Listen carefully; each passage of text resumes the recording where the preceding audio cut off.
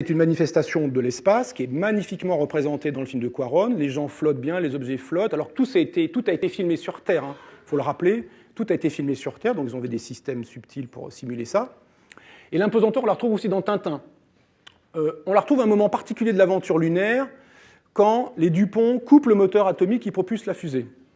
Tant que la fusée est propulsée par son moteur atomique, eh bien, il marche naturellement dans la fusée, comme si de rien n'était. Et dès que ce moteur est coupé, hop, ils se mettent à flotter en impesanteur dans la fusée. Et là, on a Tournesol qui nous explique tout de suite pourquoi, qui nous dit que parce qu'il a coupé, ou les Dupont ont coupé le moteur atomique, la fusée avait donc une accélération qui était imprimée par le moteur, par la propulsion du moteur, et que d'avoir coupé cette accélération, ça supprimait à l'intérieur de la fusée la pesanteur artificielle qui est régnée.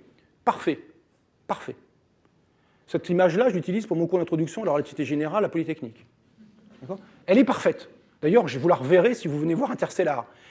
L'équivalence entre accélération et pesanteur, en tout cas au moins localement, c'est-à-dire dans une petite zone, la taille de la fusée, et pour des temps pas trop longs, elle est à la base de la théorie d'Einstein de la gravitation.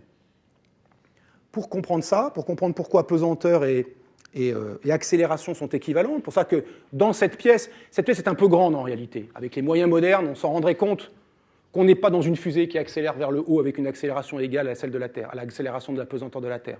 On s'en rendrait compte parce qu'on a des instruments de mesure très précis. Mais disons que si vous n'avez pas trop de précision dans vos mesures, il n'y a aucune raison que vous pensiez que vous êtes vraiment sur Terre, assaclé dans l'amphilinéstienne, subissant la pesanteur de la Terre, plutôt qu'accélérer vers le haut avec une accélération exactement égale, accélérée vers le haut par une fusée, vous n'avez pas entendu, mais on a décollé, avec une accélération égale à l'accélération de la pesanteur terrestre.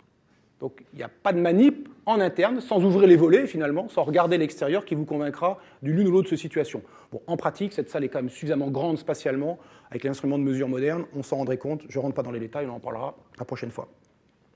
En tout cas, ça c'est tout à fait juste, et ça vient d'une chose très importante, qui est l'universalité de la chute libre. Les corps tombent de la même façon dans les champs de pesanteur. Que ce soit une enclume, que ce soit cet objet, que ce soit une plume, ils tombent de la même façon. Alors, vous allez me dire, si je fais tomber une enclume et une plume, il va y avoir une différence. La plume, elle va volter, puis l'enclume, poum, elle va tomber directement. Parce qu'il y a l'air qui perturbe le mouvement de la plume, qui est bien légère, et que ce mouvement perturbé, bien évidemment, ça va se voir, et qu'elle ne va pas tomber en ligne droite sous le simple effet de la gravité, mais aussi sous l'effet de l'air qui perturbe son mouvement. Si on fait la manip sur la Lune, alors on n'est pas obligé de la faire sur la Lune pour comprendre ça. Je la montre sur la Lune parce que c'est sympa, puisqu'on est dans l'espace. Voilà la manip qui a été faite sur la Lune. Si on peut mettre le son, je ne sais pas s'il est branché, parce qu'il parle en anglais, mais ça sera sympa de l'entendre parler. Là, il a un marteau de géologue, il doit faire un bon kilogramme, et là, il a une plume de faucon, parce que le module lunaire qui est derrière s'appelle Falcon. Ça, c'est la mission Apollo 15. Et là, il nous explique qu'il va refaire une expérience qui est due à Galilée, de faire tomber des objets de composition et de masse différentes dans un champ de pesanteur qui est celui de la Lune, avec l'avantage que sur la Lune, il n'y a pas d'atmosphère non plus, et donc pas de possibilité que la plume ait son mouvement perturbé par l'atmosphère. Donc il va les tenir à la même altitude, il va les lâcher sans vitesse initiale, et on va les voir tomber en même temps et arriver en même temps. Bon, c'est une manip qualitative, on pourrait faire bien plus précis pour s'assurer que ça tombe exactement en même temps. Donc, les objets tombent de la même façon dans les champs de pesanteur. Ça, pour les jeunes gens, je pense que c'est un peu plus stupéfiant. D'ailleurs, ce n'est pas les gros qui tombent plus vite. Ils tombent pareil. D'accord ? Alors évidemment, les plumes, les feuilles, les petites choses légères, évidemment, elles sont perturbées par l'air de la Terre. Mais un gros boulet de canon en fer et un gros boulet de canon en bois, la même taille, pas la même composition, et donc pas la même masse non plus, ils vont tomber quasiment en même temps dans le champ de pesanteur de la Terre. D'accord ? Et ça, c'est une conséquence extrêmement importante, qui est une expérience de pensée qui est due à Einstein, qui est que si vous vous imaginez dans un ascenseur en chute libre, c'est pas très agréable comme expérience de pensée, mais dans un ascenseur en chute libre, parce que dans l'ascenseur, vous êtes comme ici, vous ne voyez pas l'extérieur. Vous êtes en chute libre, promis à une mort certaine. Ne hurlez pas, ça ne sert à rien, vous êtes bientôt mort. Faites une expérience de physique, ça vous détendra avant l'arrivée. Donc vous tombez, il faut s'imaginer, donc ça c'est une expérience de pensée qui va vous donner l'idée de ce que c'est l'impesanteur. Vous êtes donc en chute libre, vous tenez un objet dans votre main. Vous tombez. Que fait l'objet ? Il y a des réponses faciles, hein. Il n'y a pas que des questions difficiles. Il tombe avec nous, voilà, très bien. Donc l'objet tombe avec nous, évidemment je le tiens, donc c'est normal, il tombe avec moi.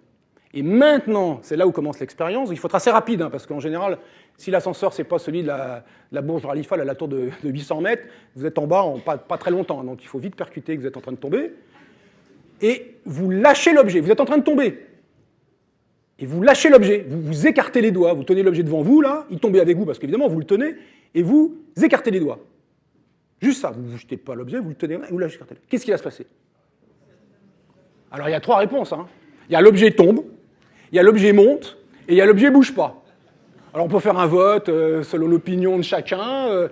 Qui pense que l'objet monte? Pas beaucoup. Qui pense que l'objet descend?